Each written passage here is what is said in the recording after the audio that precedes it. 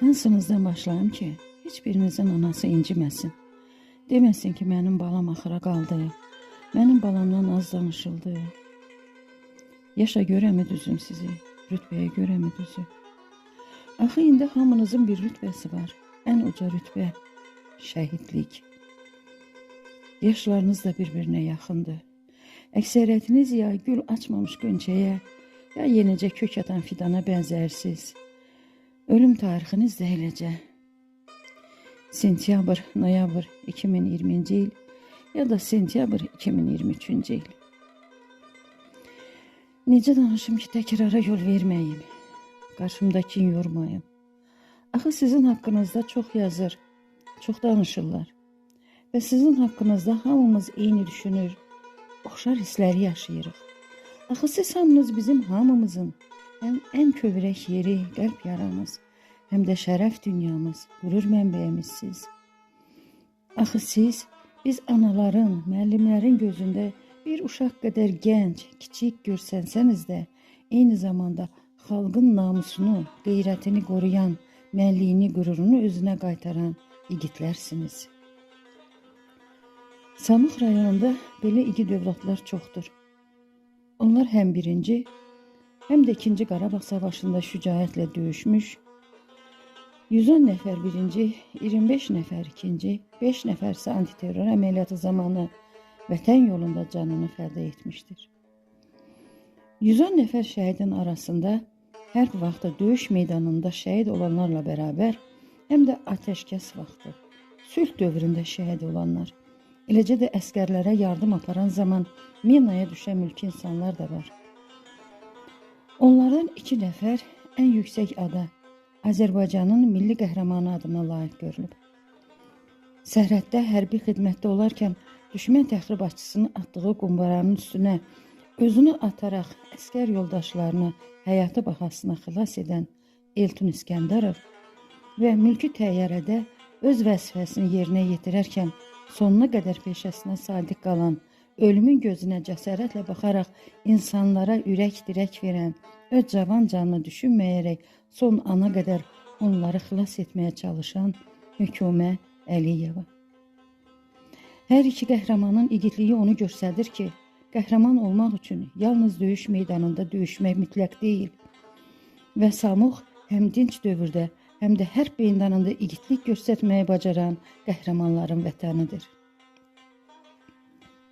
Lakin biz bugün bu qəhrəmanların hamısından söz açmayacağıq.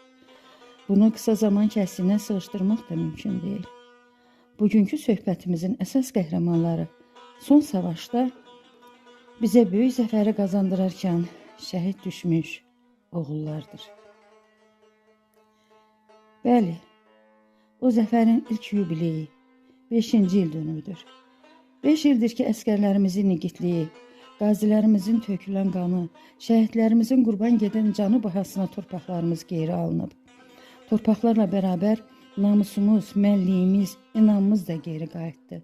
Bizim üçün, xalqımızın başucalığı üçün, torpaqlarımızın bütövlüyü üçün, ən əsası tariximizə düşmüş bu ləkəni yumaq üçün qanlarını axıtdılar şəhidlər. Azərbaycanı dünyaya tanıtdılar şəhidlər. Varlığımızı, gücümüzü, qeyrətimizi sübut etdilər şəhidlər. Bir xalq kimi, dövlət kimi dünya xəritəsinə mühürümüzü öz qanları ilə vurdu şəhidlər. Bizi bizə qaytardılar. Bizi bizə tanıtdılar şəhidlər.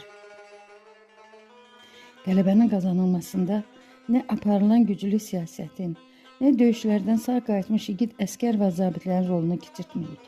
Əsla. Sadəcə biz yaşayanlar bütün bu saydığım duyğuları yaşayırıq.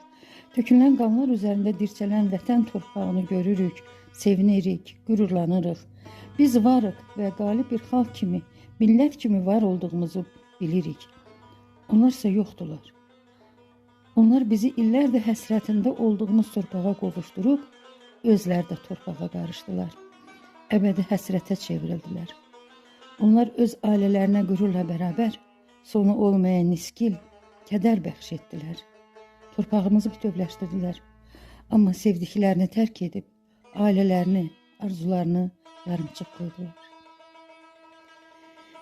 Dövlətimiz öz ordusunun igid əskərlərinə də canını fəda etmiş şəhidlərinə də yüksək qiymət verir.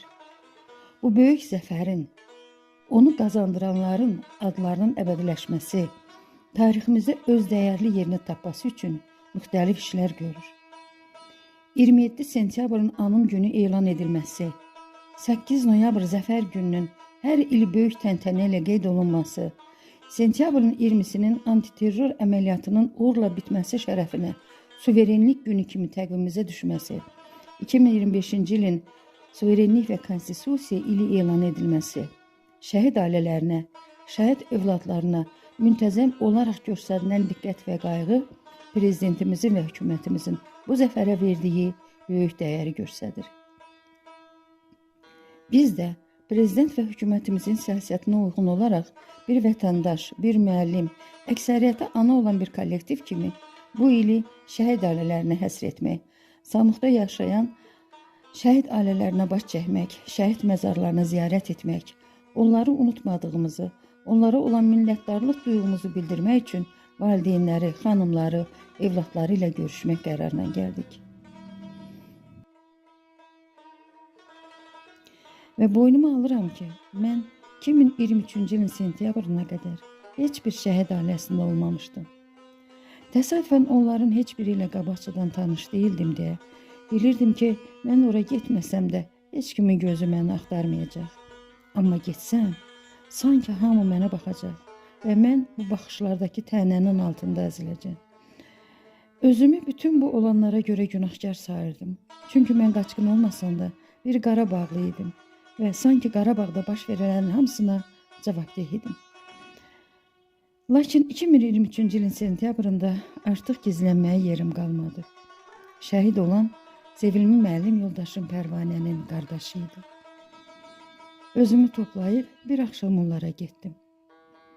Gördüyüm mənzərə məni çox sarsıtdı. Divardan Sənanın böyük toy şəkli asılmışdı. Ana otağın baş tərəfində oturub, ətrafına oğlunun cürbəcür çərçivəyə salınmış şəkillərini düzmüşdü. Bu mənzərə mənə başdan başa bir ana çarəsizliyini ilə təcəssüm etdirdi ki, uzun müddət özümü ələ ala bilmədim. Bu, yeganə oğlunu itirib, daşlardan, şüşələrdən özünə oğul düzəldən bir ana tablosu idi.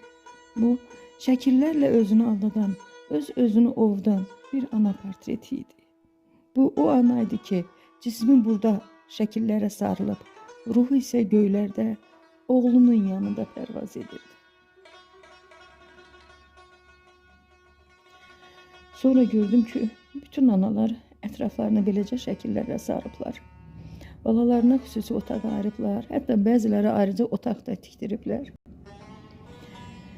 İndi isə təzə şəkil formaları tapıblar. Şəkil elə yığırlar ki, sanki şəhidlə birlikdə bir yerdədirlər, əl-ələ tutublar. Bütün bunlar o anaları, yarları nə dərəcədə ovundurur, nə qədər təskinlik verir bilmirəm. Amma mən başa düşdüm ki, daha gizlənmək olmaz. Əksinə bu anaların yanında olmaq lazımdır. Çünki bütün bu şəkillər, otaqlar, güşələr o zaman təsəlli olar ki, onları ziyarət edən olsun. Bu anaları, ailələri yada salan olsun. Və hər kəs, xüsusən də biz analar, ömür yetdikcə, güc çatdıqca onların yanında olmağa sadəcə borçluyum. Və mən itirdiyim o 3 ilə görə çox heyfsiləndim. Qarabağlı olduğum üçün deyil, o ağır günlərdə yanlarında ola bilmədiyim üçün xəcalət çəkdim və boşluğu tezliklə doldurmaq qərarına gəldim. Nəticədə də bu layihəyə yarandı. Mən bu layihənin həyata keçməsində mənə hərtərəfli dəstək olan Samux şəhər 2 nömrəli məktəbin kollektivinə və hər cür şərait yaranan rəhbərliyinə buradan təşəkkürümü bildirirəm. Və biz il ərzində 30 şəhid ailəsinin hamısına baş çəkdik. Bu ziyarətimizin rəmzi olaraq üzərində Quran ayəsi olan xatirə tablolarını o ailələrə təqdim etdik. Müəyyən ardıcıllığı gözləmək üçün şəhidlərin doğum günü ərəfəsində ailələri ziyarət etdik. Sadəcə bəzi ailələrdə məhz doğum gününə rast gəldiyimiz üçün adam çox olduğundan, bəzilərində birbaşa məzarlığa getdiyimizə görə şəkil və video az çəkilib. Hansı ailədə ki, özümüz olmuşuq, orada rahat söhbət etmişik, müəyyən anları, söhbətləri lentə ala bilmişik. İlk getdiyimiz evlərdə, Elvin, Nurəddin, Asəfgildə isə həyəcanı və kədərin təsirindən video çəkməyi belə unutmuşuq. Yalnız bir neçə şəkil görüşümüzün şahidi olub. Bəzi ailələrdən az, bəzilərdən çox şəkil və video paylaşmağımızın yeganə səbəbi də məhz budur. Çünki bu lentdə biz yalnız öz çəkdiklərimizdən istifadə etmişik. İnternetdən ya başqa bir yerdən heç nə götürməmişik. Bütövlükdə isə burada səsləndirdiyimiz bütün fikirlər, sözlər bir ana kimi öz qəlbimizdən gələn sözlər, duyğulardır və hər biri hər bir şəhidimizə aiddir. Bu ailələrdə olduqca çox oxşar mənzərələrlə rastlaşdıq. Oxşar fikirləri eşitdik və bu bir ipucu verdi ki, mən də burada vaxtınızı çox almamaq üçün bəzən tək, bəzən bir neçə şəhid haqqında eyni zamanda danışım. Buna görə də oxşar talili, müxtəlif cəhətdən bir-birinə bənzəyən qəhrəmanlarımı eyni səhifə altında birləşdirmişəm.